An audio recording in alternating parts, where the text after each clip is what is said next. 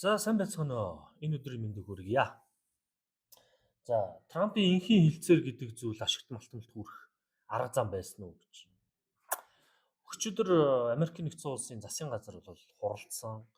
Нэлээд удаан үргэлжилсэн ийм хурал болсон.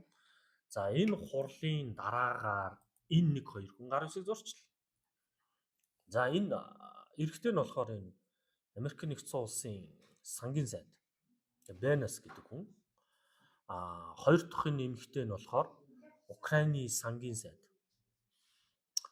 Юлия гэдэг энэ хоёр хүн гар үсэг зурсан. За энэ юуны гар үсэг зурсан бэ гэхээр Украины ашигт малтамлыг ашиглах болон Украины эдийн засгийн хөгжлийн түншлэл гэдэг зүйлийн гэрээ хийсэн. За бид нар санаж байгаа бол Дональд Трамп, Зеленский хоёр сард Вашингтон цагаан ордонд уулзаад ашигт малтмлын хилцээрийн гэрээг хийх зүйлийг бол ярьж ирсэн.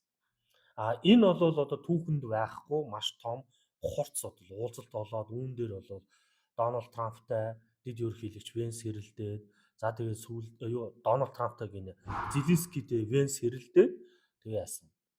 Хөөгдөж гарч ирсэн ийм уулзалт бол болж ирсэн. За энэ дээр бол хоёр тал тохиролцоонд хүрээгүй.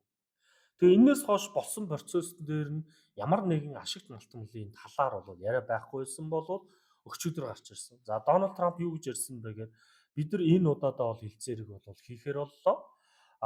Бид нар Украинд бол 400-аас 500 тэрбум долларын цэргийн тусламж үзүүлсэн. Бид нар энэнийхэн төлбөрийг бол авах боломж үрж гинэ гэдэг зүйлийг бол хэлсэн байж байна. За харин энэ Венес сангийн сайд юу хэлсэн бэ гэхээр за бид нар Украинтай Украиныг хөгжүүлэх сан гэдэг зүйлийг байгуулад хоёр талаас хөрөнгө оруулалтын Америкийн засгийн газраас бол шууд бэлэн мөнгө оруулаад тэр бүтээн байгуул сэргээн босголт гэж яриад байгаа. Хийнэ гэж байгаа. Нэгний нөхцөл нь. Дээрээс нь Америкийн нэгдсэн улс Украины ашигт малтамлалд гараа оролцуулах гэж яриад байгаа тийм. Боломжийг нээж байгаа гэдэг. Ийм хоёр зүйлийг энэ дээр тусгасан байж байна. Тэгэхээр бид нар энэ хилцээрийг хийгээд Украины ашигт малтамд руу оролцож байгаа энэ нөхцөл Оросын холбооны улсад дайны машиныг санхүүжуулах гэж худалдаа хийсэн нөхдүүдэд бид нар хатуу арга хэмжээ авнаа гэдэг ийм мэдээллийг давхар хийлцсэн байж байна. За энэ бол сангийн сайдын өнцөг. Нэгсэндөө Америкийн нэгдсэн улс Украинд хандаж буй хандлага Оросд хандаж буй энхийн хилцээрийн хандлага 100% нөгөө тал руугаа эргэж гин гэсэн.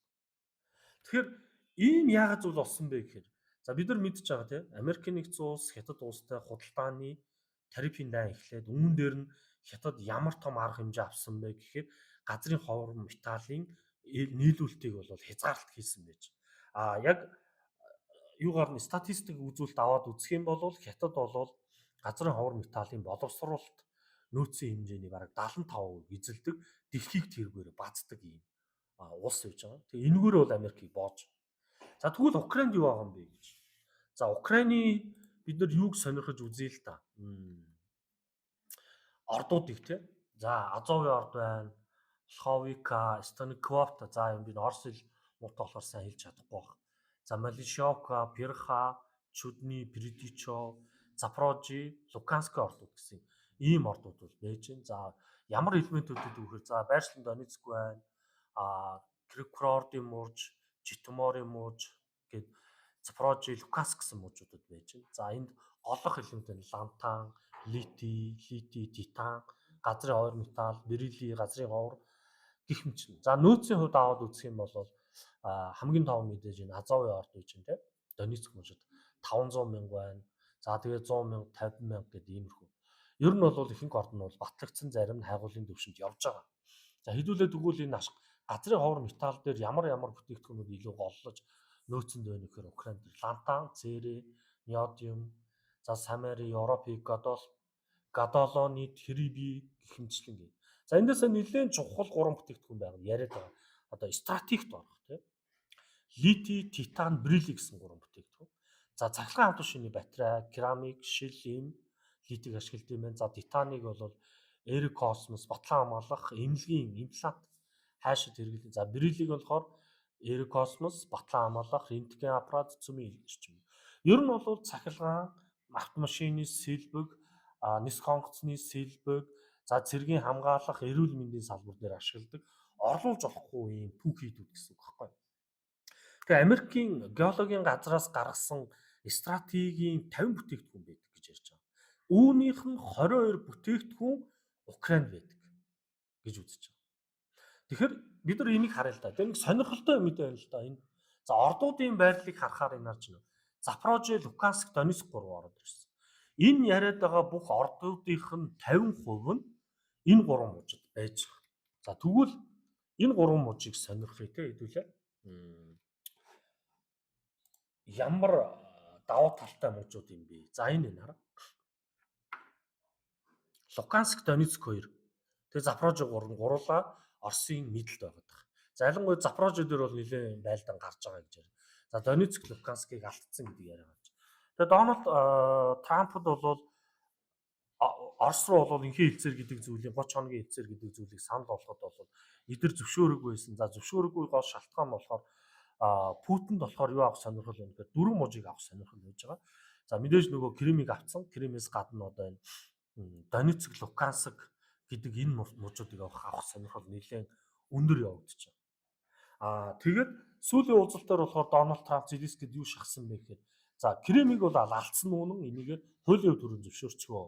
4 муж дээр болохоор зүгээр хяналтанд нь Орос байна. Гэхдээ хуулийн хувьд бол хүрээнд зөвшөөрөхгүйгээр зөвшөөрөх гэдэг зүйлийг ярьж исэн бол энэ хилцээрийн хувьд юу гэж ярьж байгаа юм гэхээр газрын ховор металлыг газрын ховор мэлийг ашиглах одоо эрх хөгжин гэсэн үг шүү дээ. Менежментийн хувьд хөгжин. Гэхдээ энэ ордууд бол Украины газар нутаг дээр байгаа газрын өмч мөн энийг ашиглаж менежмент хийх нь Америкт өгж байгаа гэсэн. Тэгэхээр энэ яаж юм гэхээр Америкийн цэрэг засаг захиргаа Украинд байрш болчихж байна гэсэн үг байхгүй. Америкийн компаниуд гэсэн. Хэрв та нар мэдчихэж байгаа. Хэрв Америк ямар нэгэн улсад өөрийнхөө компаниг цэргийн хүчийг байруулад, дайрлуулад энэ рүү халтахад энэ нь тухайн улс руу Америк руу болгон халтсан гэж үздэг учраас энэ нөгөө нэг ядуу улсуудад маш том хамгаалт болж өгч байна. Тэгэхээр Зеленскийгийн ерөөсөө хүсэж байгаа зүйл нь энэ хамгаалтыг хүссэн. Энэ хамгаалтыг нь одоо ингэж яах нь бий болгох гэж байна гэсэн. Одоогоор энэ дээр ямар нэгэн байдлаар Орос бол хариу өгөөгүй. За эхний ээлжинд болохоор Украин юу гэж хэлж байгаа нэхэр бид нар аль ашигт ордыг ашиглах уу гэдгийг нь цоход зааж өгнө гэж зааж өгч байгаа. Мэдээж эхний ээлжинд эзлэгдээгүй мужуудад байгаа ордуудыг ашиглах саналуудыг тавина. За ингээд удаад эхлэхээр эдгээр яваан дундаа бидний яриад байгаа тийм Запорожье, Донецк, Луканск гэдэр лүг алдаж эхлэх. Өөр аргагүй үлдэнэ гэсэн. За ингэж халдаж эхлэх юм бол энэ цэвэр утгаараа Орос, Америк хоёрын одоо үзэл сурталын ч юм уу дайны хэсэг болох боломж маш өндөр болж байна. За энэ дээр хэн хожих боломжтой вэ гэхээр Европын холбоо аюулгүй байдлаа давхар хангуулчихна. Дээрээс нь Украин баталгаатай болчихно гэсэн хамгаалуулах. Энэ дээр нэлээд том дэмэж авах улс бол мэдээж Оросын холбооны улс. Тэгэхээр бидний үзэж байгаагаар инхийн хилцээр бол дуусах бол талаар болж байгаа юм шиг харагдаж байна. Яагаад тэгэхээр хизээч энэ нөхцөлийг Оросын холбооны улс зөвшөөрөхгүй. Оросын холбооны улс зөвшөөрөх нөхцөл нь энийг хоёлоо хувааж хэрэглэе гэдэг нөхцөл гаргах эсвэл Оросын холбооны улс Луканск, Донецк гэднийг хүлээлгэж өгөх нөхцөл дээр л Орос энэ нөхцөлийг зөвшөөрөх байна. Тэгэхээр ямар ч байсан Украин Оросын дайн дээр нэлээд томоохон өөрчлөлт гарслаа. Тэгээ энэ нь эргээд Америкт бол маш том оноо болж орж ирж байгаа учраас дэлхийн худалдааны тарифын дайн дээр Америк давуу байдлыг хятадаас төрүүлж авах энэ боломжийг үүсгэж байна. За энэ нөхцөл байдал нь дэлхийн санхүүгийн зах зээл дээр өгчөгдөр хөрөнгө оруулагч нарт ам долларт итгэлийг төрүүлээд энэ ам долларын хаш ингэж өссөн ийм зураглал гарсан. За алтны хувьд сонирхъя л доо.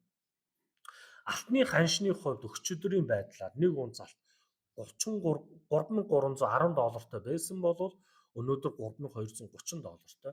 Одоогийн байдлаар 80 долларын уналтыг хийсэн ийм процесс гарсан. За энэ бас энэ харж байна.